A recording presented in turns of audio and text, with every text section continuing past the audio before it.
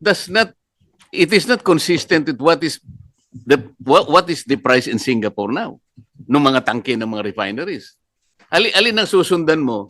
Yung indicative na trend ng maps o yung actual price that dictated by the tanks in Singapore? Mr. Chair, it's a platform where the buying and tradings are happening. Naka-record ho yung nagbabay, nagtitrade. And then, they end up getting the mean, the average for the whole Well, day. actually, I'm sorry, no, but actually that is the usual argument used by the oil companies.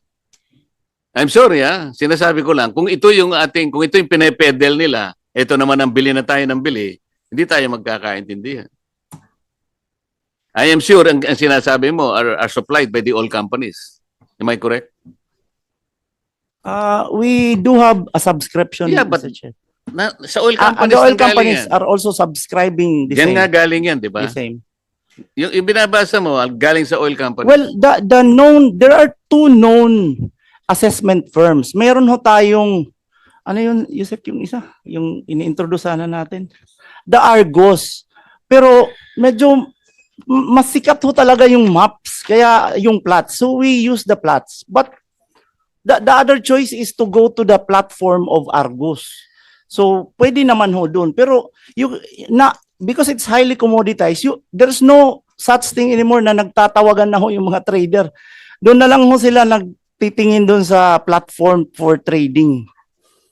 Ginagamit nga natin, kung maps ang sasabihin mo, yung mean of plots, Singapore. Maps din ito eh. Hindi ko maintindihan, ba't pinipilit nyo pa yung ibang maps? Singapore nga yung sinasabi ko. Second round, so we recognize Senator Marcoleta. And after, yeah. Mr. Chair, follow-up question lang kay President Nograles. Para hindi ka na umutang, Mr. President, i-recommenda mo sa Secretary ng DOE na yung ating coal plant sa Semirara, wag na nating i-export. Dito natin gamitin at yung mga diesel-fired na mga power plant mo sa mga spag areas, unti-unti ipagamit mo yung Semirara coal. Mura kasi yun eh. Kesa dun sa diesel. Lalo na ngayon, kung talagang kung totoo talaga na walang diesel at mahal na mahal. Kasi po ngayon, Mr. President, Mr. Chair, kung bakit naman meron tayong sariling coal, bakit natin ina-export, ba't di natin gamitin? Ang palagi pong kinakatwiran ng DOE, ito si Yusek Puentebella, mahina daw yung calorific value. Hindi totoo yun. Merong isang gustong bumili. Nagbibigay siya ng kontrata, lahat ng ipoproduce ng Semirara, bibili niya. Kahit nasabihin pa yung low calorific value. Isipin nyo kung anong mangyayari noon. Kung halimbawa coal plants na lahat. Halimbawa sa Mindoro, dalawang electric cooperatives yan eh. Puro diesel. Isipin po ninyo ang universal charge, Mr. President. Si Chairman, ako, tayong lahat, si Senator Legarda, Senator Risa, ala na bang katapusan kaming bayad ng universal charge? Hindi naman namin nagagamit yun eh. Ganun po ang nagiging sistema natin ngayon. Nang dahil sa napakamahal ng gasolina, ay talagang wala na pong katapusan, lalo na po yung spag-areas. Unless, isa po, yung nga sinasabi ko, wag na po nating export yung coal na nanggagaling sa Semirara. Pagkatapos po, pag-ibayuhin natin na magkaroon na ng transmission. Yung pong matagal ng pangarap na manggagaling po sa Batangas, papunta ng Mindoro, hindi po baligtad. Ang ginawa po yata ngayon, binaligtad eh. Tama po, hindi. Kamahiya, tama ka muna.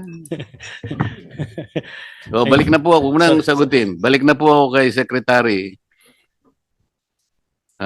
Garin. Huwag ka nagtatago, ma'am. Magkaibigan tayo, di ba? Secretary Garin, ito po, presentation po ninyo. Sa ngayon, meron tayong 46 days sa diesel. Ito po yung di po natin nasagot mabuti kanina. Sa gasolina, meron pa po tayong 53 days. Ibig sabihin po ito, inventaryo po pre-crisis. Dahil sabi po ng Pangulo noon, 50 to 60. Tama naman po eh. Kung ito po ay original na inventaryo, kanina ko po tinatanong, after 2 weeks po, bakit naging 121 pesos ang average ng diesel? Eh meron pa po tayong 46 days. Mr. Chair, yung inventory is not pre-war lang. Kasi may mga deliveries after the Yun commencement. ang sinasabi po nila. Apa. Yun po yung We sinasabi monitored it nila. also, Mr. Chair. Ngunit, sabi ko nga po sa inyo, kung kinukuha po nila ay yung supply sa sinasabi kong mga tangke na nasa Singapore, kwentado ko na po. Kung gusto po nila, CIF na lang para iwasan na natin yung sinasabing insurance. Mura lang po yung insurance, hindi po ganun kalaki yun eh.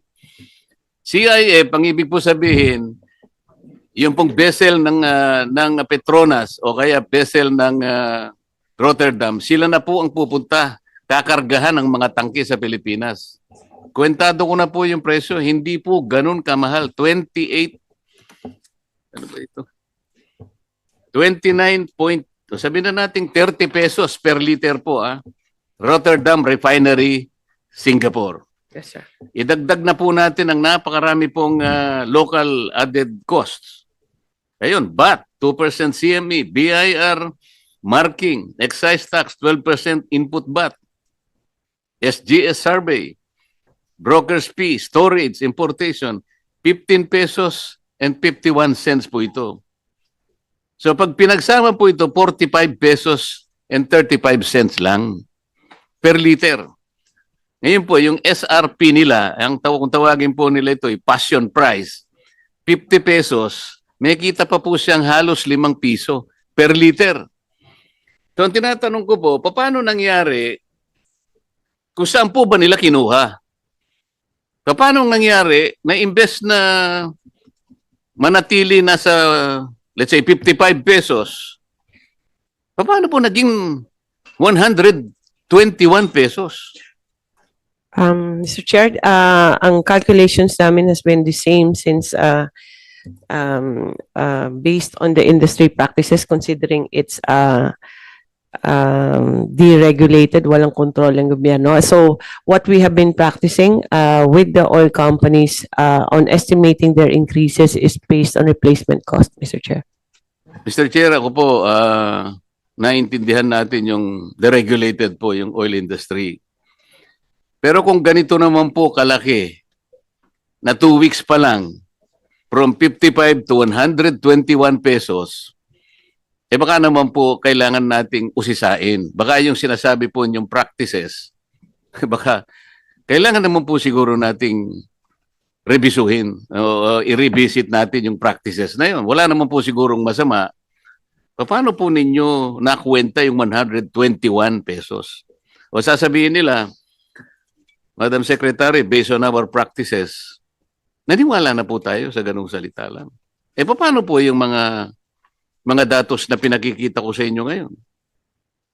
Apo, Mr. Chair, will review the submissions, but actually halos every day na namin chine-check yung mga submissions nila, chine-check namin, and according to the current accounting practice, nakaka-follow, but we will review and submit kung ano yung mga findings. Siguro po, namin, Mr. Chair. pinakamaganda, Mr. Chair, tawagin natin po yung mga major players, maski na po yung mga small players.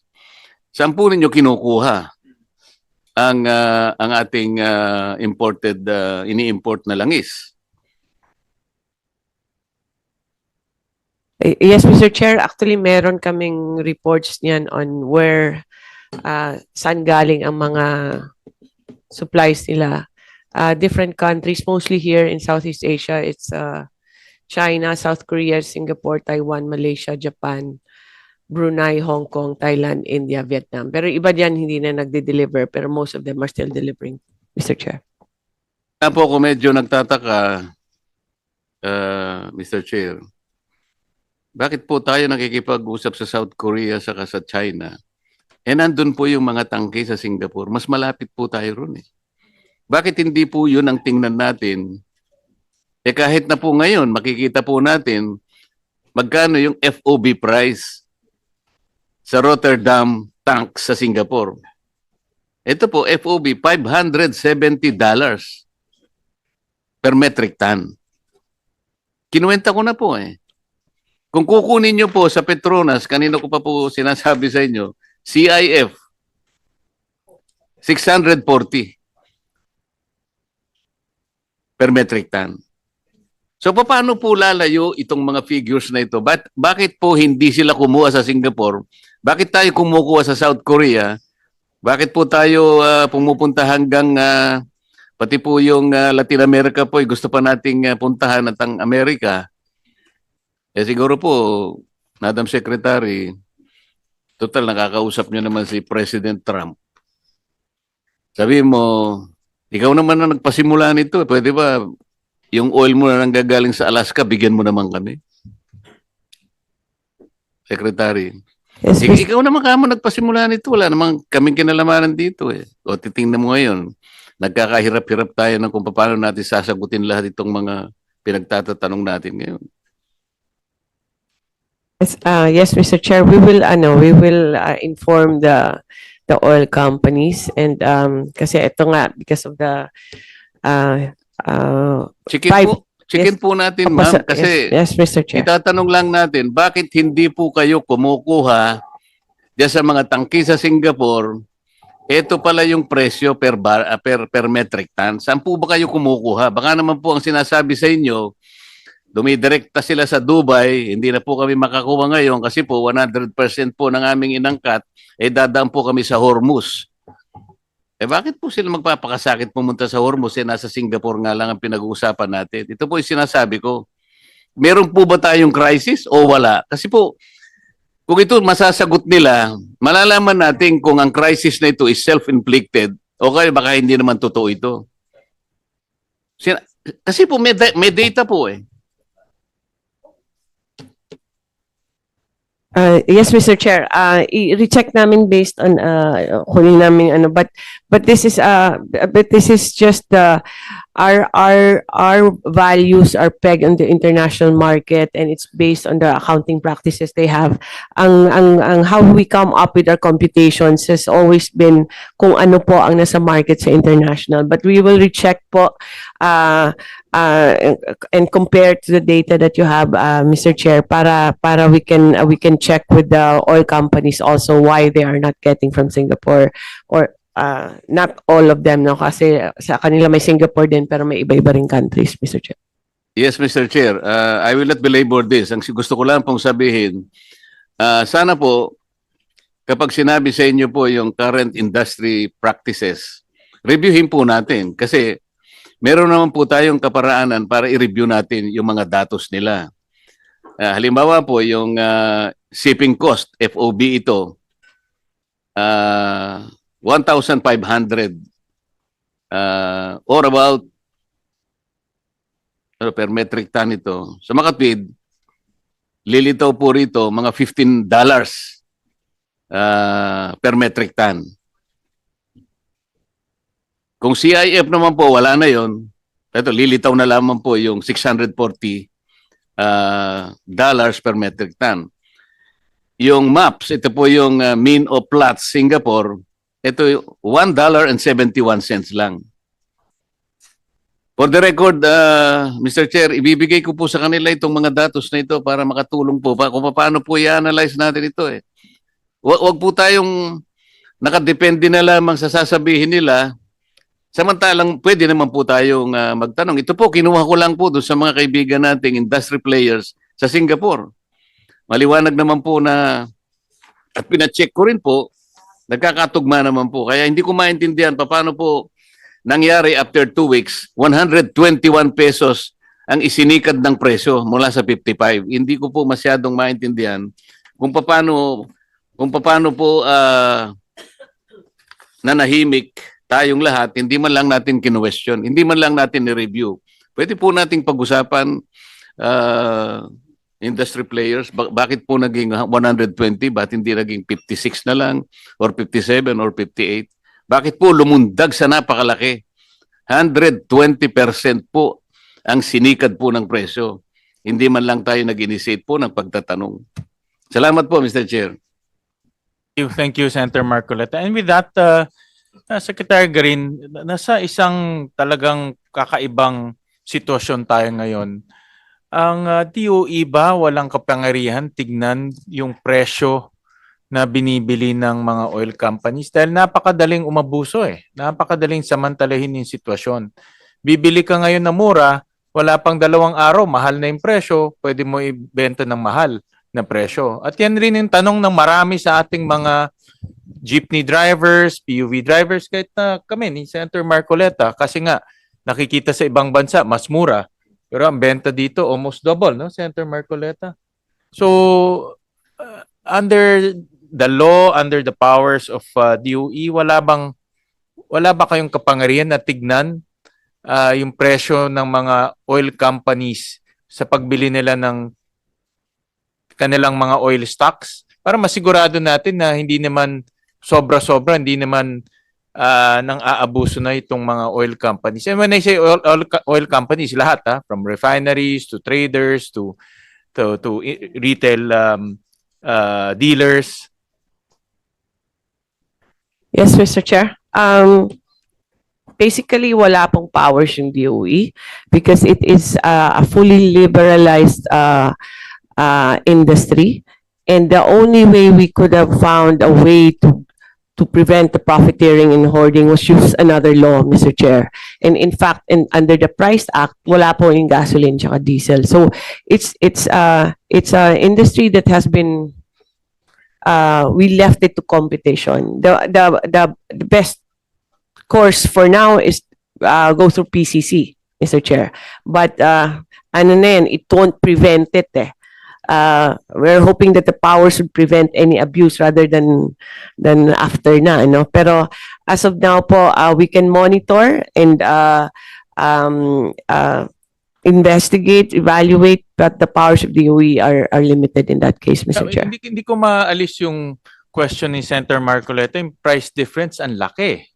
No? Tayo naghihirap dito, naghahanap tayo ng solusyon, nag-aaway-away tayo dito, pero yung mga oil companies uupo lang ng 2 or 3 days, kita na kaagad no? And bulag tayo, gobyerno, bulag tayo. No? I was looking at itong oil deregulation law, and meron isang section dito, I'll flash it on the screen, slide 96. Section 14 of RA 8479. Ang sabi dito, in times of national emergency, when the public interest so requires, the DOE may, during the emergency, under reasonable terms prescribed by it, temporarily take over or direct the operation of any person or entity engaged in the industry. Nag-research kami, merong Executive Order 839 of 2009 issued by President GMA at that time kasi may calamity. And it put a price ceiling on oil. No? But this is of course in times of national emergency. Ang punto namin dito, no, pag umabot tayo sa isang national emergency, hindi rin tayo pwedeng naghahanap ng oil, naghahanap ng supply, pero yung mga oil companies, unabated, silang bahala mag-set ng presyo. At hindi natin alam kung yung presyo nila ay labis-labis, or sakto lang, or reasonable. But based on the computation ni Senator Marcoleta, mukhang sobra-sobra No? Can we use this in case talagang malala na yung sitwasyon and make sure that the oil companies are not taking advantage of the situation? Yes, Mr. Chair. Pwede bang gamitin yan? Mr. And Chair. in terms of pricing, not only supply, but in terms of pricing, can we put a price ceiling para hindi naman sobra-sobra yung kanilang pagsisingil o pass on sa consumer? Pwede ba yan? Yes, Mr. Chair. But we need to declare a national emergency, a state of national emergency. Yes, Mr. Chair. All right. Thank you. Senator Marcoleta. Mr. Chair, I beg to disagree that the government is helpless under the regime of the regulation.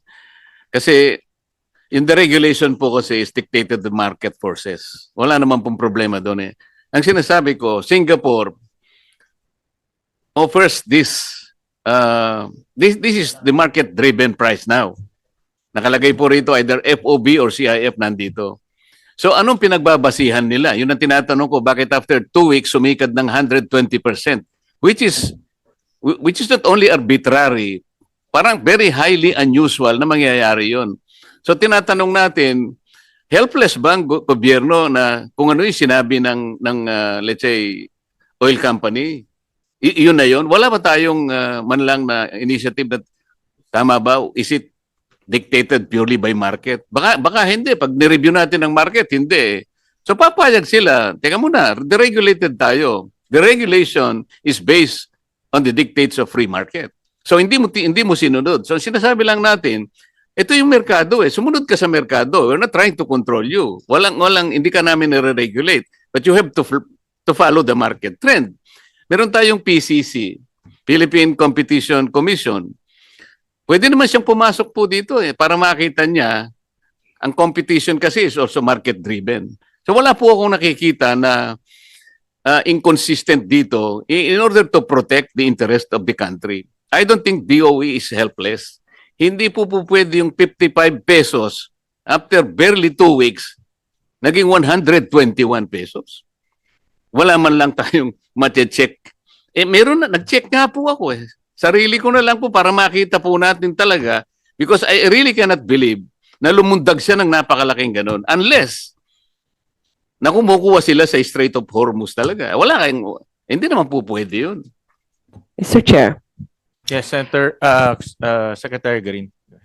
as per international market on the MOPS, between before and up to today, gasoline increased by $79.42, Mr. Chair. Diesel increased by $168.13. And those are combined with all our calculations. Kaya doon po yung base, how much was the increase, and then the increase is being estimated as to the pump price. So anong madadagdag sa linggo na yun, doon po yung basis nito. It's not like the Bureau does not look at it. Check naman nila. But and how we compute that is based on what is traditionally being done, which is the replacement cost. That's an accounting practice. Kasi pag umakyat yung presyo, if you allow them lang half the price, then they won't have enough kasi to replace that. So yun po yung logic niyan para to put it simply. Pero our monitoring follows naman. May mga benchmarks naman kami. Hindi naman yung pinapabayaan lang and then we let them. Because once we see an irregularity, pinapa-report din namin. The administrative or the criminal or the civil part, wala kaming powers doon, no? Pero we can monitor and we talk to them naman and then they correct it if there's something wrong or we accept it if they can justify. Pero hindi po, ayoko nang sabihin no, hindi po, wala pong ginagawa yung DOE dyan. We constantly monitor, halos every day, every hour na ngayon, para ma-monitor yung maps po. Kasi doon nakapeg ang presyo natin. But if there are prices that are lower in the international market, then we can explore the sources and also reconsider the replacement cost or the pegging of the price on the maps, Mr. Chair. Yung po kasi sinasabi niyong maps. Ano pong reference na pinag-uusapan natin? Kanina po yung USEC nagsalita, Dubai Plots. Hindi po natin pinag-uusapan ng Dubai Maps eh. Irrelevant po yun sa usapin. Ang pinag-uusapan, ang sinasabi ko po sa inyo, yung price po sa Singapore na nandito ngayon. Bakit po pinipilit natin? Why are we monitoring the maps? Kung kani-kanino, kung Dubai or kung saan. Ang sinasabi ko po, ito na po yung dictated price sa Singapore sa tangke po ng dalawang malalaking refinery sa buong mundo. Petronas and Rotterdam. Ano po yung minomonitor pa natin? Mr. Chair, the MOPS is the best assessment for price discovery. So itong Platts is a firm na itinayo for the longest time. Ang trabaho niya ay mag-assess doon sa mga spot market, mga mercantile exchange. At doon niya nakikita ang presyohan average for the day. So marami hong products kasi Dubai, isa din yan na naging popular na hub, and historically naging siya na talaga ang hub for the Middle East.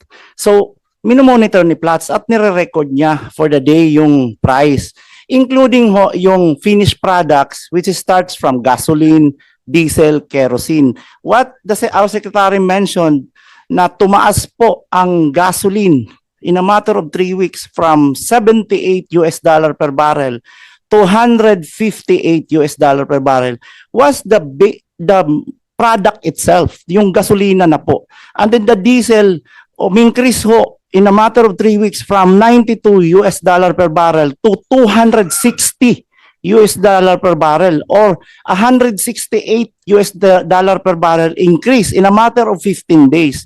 In percentage ho, yung diesel price na yan in a matter of 15 days, umingkrease ho ng 182%.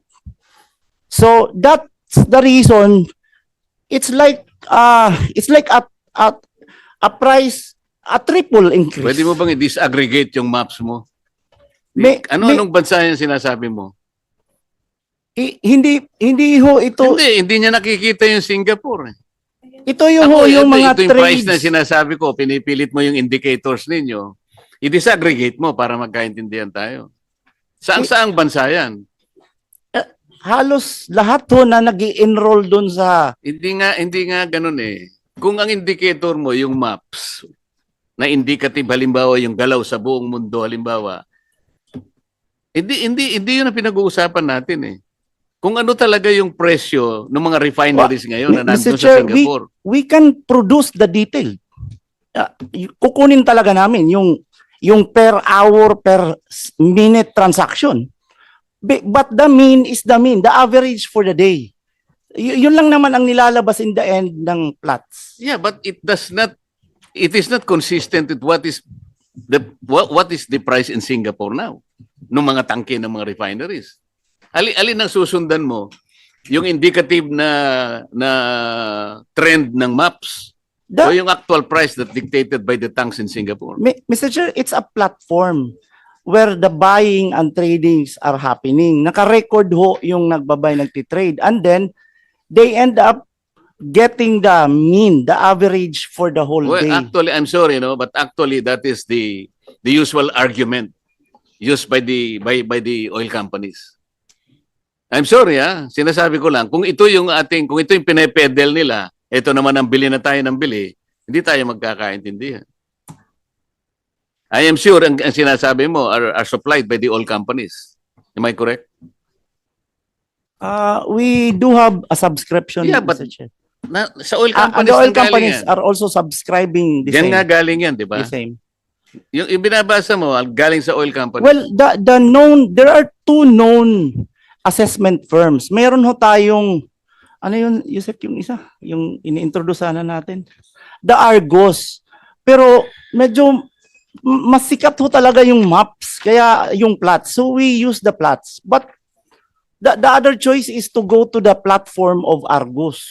So pwede naman ho doon. Pero because it's highly commoditized, there's no such thing anymore na nagtatawagan na ho yung mga trader. Doon na lang ho sila nagtitingin doon sa platform for trading. Ginagamit nga natin, kung maps ang sasabihin mo, yung mean of Platts, Singapore. Maps din ito eh. Hindi ko maintindihan ba't pinipilit nyo pa yung ibang maps. Singapore nga yung sinasabi ko eh. Ito yung reference natin eh. Right, Mr. Senator. Chair, we can get hold of the document so we can study the document. We'll recognize Senator Lauren, and thank you, Senator, for joining us again. I know that you have a lot of good insights and suggestions. So, maraming Thank salamat. you very much, Mr. Chair, for convening this very